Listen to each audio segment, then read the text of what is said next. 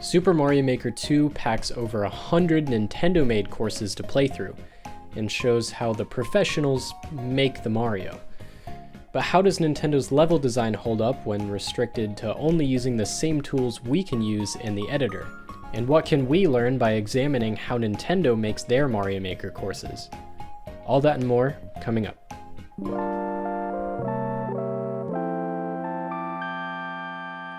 Story mode wasn't something I was particularly excited about when it was announced, but I'm extremely grateful for its inclusion.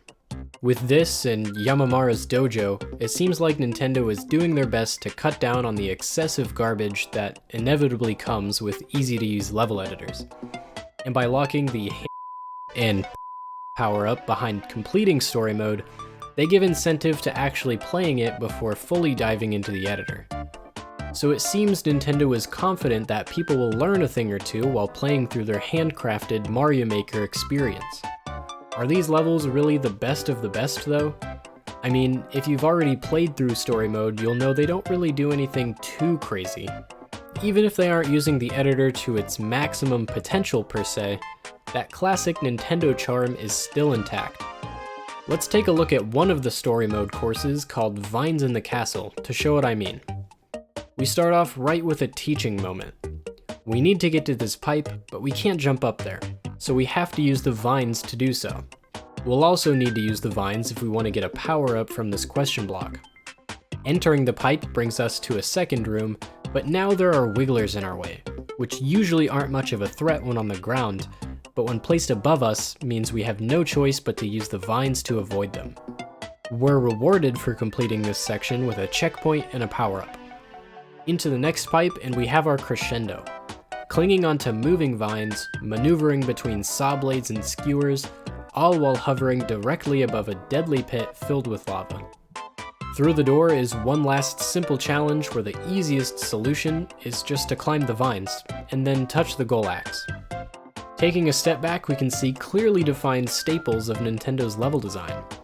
We have a setup, or an introduction to the main mechanic of the level, climbing vines, a challenge involving jumping between moving vines to avoid enemies, a twist involving holding onto vines while moving up and down to avoid death, and then a conclusion that reinforces the main mechanic of the level. Let's compare this to a level from New Super Mario Bros. U Deluxe, Stone Eye Zone, the first level in the Layer Cake Desert. We start off right in front of this ominous-looking totem guy, presumably a stone eye. But we can also see a second one to the right, moving back and forth. So this seems to be the main mechanic of the level. And to progress through the quicksand here, we're forced to stand on the moving stone eye, teaching us that these can be used as platforms. The next one we encounter falls down as soon as we stand on it, also teaching us that different stone eyes have different properties, while still in a somewhat safe environment.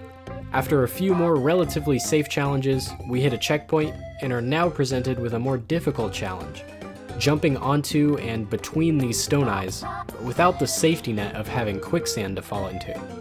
We are also presented a new obstacle, jumping from stone eyes to spouts of sand that occasionally erupt from bottomless pits. A few more variations of these, and then the conclusion, quickly jumping between falling stone eyes in order to reach the flagpole. Again, we have a setup of the main mechanic, these big stone platforms that can move in different ways and sometimes react to Mario standing on them. The challenge of moving between these stone eyes with no safety net. A twist involving a new obstacle, in this case the sand platforms being introduced. Then a satisfying conclusion that when completed successfully allows us to reach the top of the flagpole. Nintendo also loves to have little secrets sprinkled in for the more exploration or tech-savvy player, such as an acorn suit power-up hidden on the top of the first stone eye of the level, ground pounding on this stone eye to reach these coins, and if you are able to keep the acorn suit power-up, a pipe on top of this palm tree that leads to a star coin. These same kinds of rewards for exploration or skill can be seen in story mode levels as well. Not all of them, as some of them are short and gimmicky, but the more traditional and puzzle-style courses do. Vines in the Castle features a small coin room directly above the checkpoint, and, well, it's a relatively short course, so that's about it. But one of my favorite story mode levels, The Secret of the Dry Bones Shell, is chock full of fun bonus challenges and secrets. Take the very first section. We have an optional challenge, jumping off of these boos for a 10 coin, as well as a secret, kicking a dry bones shell to the right, which hits a question block containing a vine, which leads to a small bonus coin room. We also have little moments of pure fun in between challenges, like in Stone Eye Zone, where kicking a Koopa shell down here will kill just enough Koopas for a 1-up. Nintendo seems to have a firm understanding of what makes Mario fun. So how can we use this information to make our Mario stages better? Well, I've identified 7 key principles that I think Nintendo follows. Obviously, these are more applicable to traditional style levels, however they're still very useful to keep in mind for other kinds of levels as well. We start by clearly defining our theme. Every level Nintendo makes has a central mechanic that is then expanded upon throughout the stage, whether that's vines, stone eyes, dry bones shells, or POW blocks. So the very first thing we should do is pick what mechanic or mechanics we want to explore. And not every level is restricted to only using those specific mechanics. There are usually supporting mechanics that work well with the theme. We'll find what kinds of enemies, items, or platforms can complement our central mechanic, either by making it harder, making it easier, or turning it completely on its head. Once we have a good idea of what our central theme of the level will be, we should introduce it right away in a safe environment. Let the player feel out how this mechanic works and what they can do to either avoid it or make use of it. If our theme is, for instance, Goombas, we don't necessarily have to teach the player how Goombas work. Most people playing Mario already know. However, it's still good practice to start the level off with a Goomba so the player knows, okay, this is a level about Goombas. The next step is to expand upon that mechanic through challenges. What different ways can we present this mechanic that will provide an interesting challenge to the player? And after that, we'll want to think of a twist. What can we do with the main mechanic that will provide a new challenge for the player? Then, after the twist, we need a satisfying conclusion that incorporates the central mechanic, like a bow tying the whole thing together. Not many Nintendo courses are just non-stop gauntlets of challenge after challenge though.